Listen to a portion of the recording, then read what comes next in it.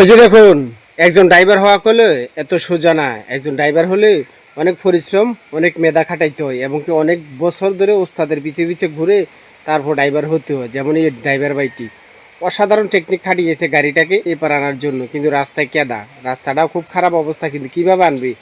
যে সুন্দর টেকনিকটা খাটিয়েছে গাছগুলা দিয়ে অবশেষে গাড়িটাকে এপার আনলো। আসার জন্য ভাই ড্রাইভার হতে হলে অনেক কষ্ট, অনেক পরিশ্রম করতে হয়।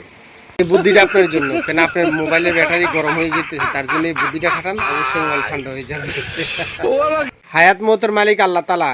এই ড্রাইভার ভাইটি অল্পের জন্য বেঁচে গেছে। চিন্তা করে দেখুন, ব্রিজটা ভেঙে উনি গাড়িটা নিয়ে নিচে পড়ে যেত, কিন্তু আল্লাহ তালা বাঁচাইছে। উনি গাড়িটা নিয়ে আটকে রয়েছে, অবশেষে পরে নিয়ে ঝুলে রয়েছে। তবে ব্রিজটা কত নিচে দেখছেন, যদি ওখান থেকে পড়ে যেত কী উপায় হতো। আসলে আল্লাহ তালাই সব কিছুর মালিক। আমি অতি ফার্স্টে ভিডিওটা দেখে পুরো অবাক হয়ে গেছি যে মানুষের বুদ্ধি আসলে কোন জায়গায় থাকে, মানুষ বুদ্ধি কোন জায়গায় খাটায়, সেটাই এখন দেখার বিষয়। গাড়িটা কি সুন্দর মডিফাই করছে যাতে গাড়ি চালানোর সময় মাথা না ভিজে, পানি না পড়ে। অসাধারণ বুদ্ধি, যদি জানা থাকে সব কাজে সম্ভব।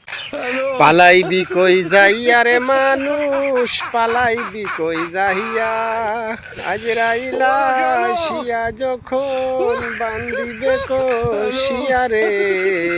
কি হলো মামুর বেটারা, পালাচ্ছ কেন এখন? হ্যাঁ, এখন পালিয়ে যাচ্ছ? দাঁড়াও, যেও না, অপেক্ষা করো, আরো শাস্তি আছে কপালে।